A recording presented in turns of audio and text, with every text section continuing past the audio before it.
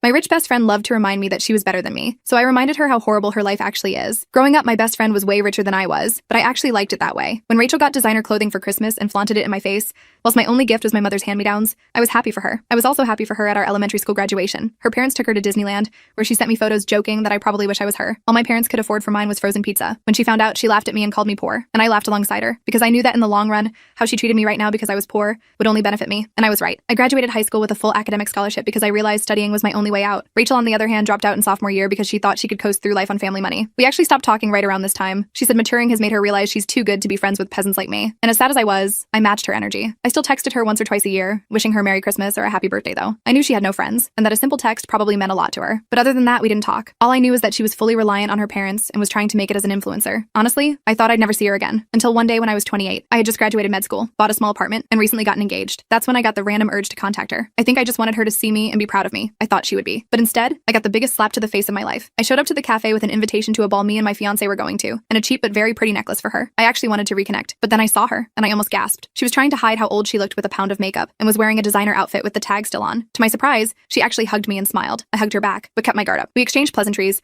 but as soon as the waiter took our orders, her mask fell apart. She snapped her fingers at him like he was a dog. We began catching up, and I quickly found out she just got cut off by her friend group over a joke she made. She refused to say what the joke was, though. Either way, I saw this as my chance to invite her to the ball. Rachel, I said, Paul and I are going to the ball. Do you want to come? Oh, I'm a doctor going to a ball with a man who's probably cheating. She cut me off. I just stared at her and saw the resentment in her eyes. It had been 12 years. No way was she still like this. I tried to talk again, but when I did, she did the same thing, except now she threw insults, calling me La Brat and my fiance, who she's never met, a lowlife. I was taken aback, and for the first time in my life, I fully saw just how pathetic and insane Rachel was. I gave up on the invitation and took out the necklace and gave it to her, but instead of thanking me or even trying it on, she took it too far. Wow, this looks like something your hobo parents found in my dad's dumpster and gave to you as a present. My jaw dropped. My body filled with so much rage, I felt my face turning red. I looked at her dead in the eye, my hands twitching with anger. In response, she looked up, except instead of making eye contact, her head started darting around and avoiding me, almost as if she was terrified of what I was about to do. It took every part of me not to stand up and use my 3 years of kickboxing on her. Instead, I did something even better. I simply kept staring at her and began taunting her deepest insecurities. Hey Rachel, I said, my voice low. How old were you when your dad kicked you out? She went red. Remember how it felt when you realized you were nothing without him? She started to tear up. I know you, Rachel. You wake up every morning in tears, wishing your dad would keep giving you money, wishing every man you dated didn't leave, wishing you didn't look so old, wishing you aren't going to die alone in a crappy condo you rent in a part of town you're too scared to walk outside in. She was fully crying by this point, her mascara streaming. But I didn't care. I even took out the ball invite and slid it across the table, telling her this was her final chance. With that, I walked out. Looking back, I shouldn't have invited her. Turns out my words had hurt her deeply. So deep, she decided to show up the ball and at it, ruin everything I had ever worked for. The rest of the story is on my channel and linked below.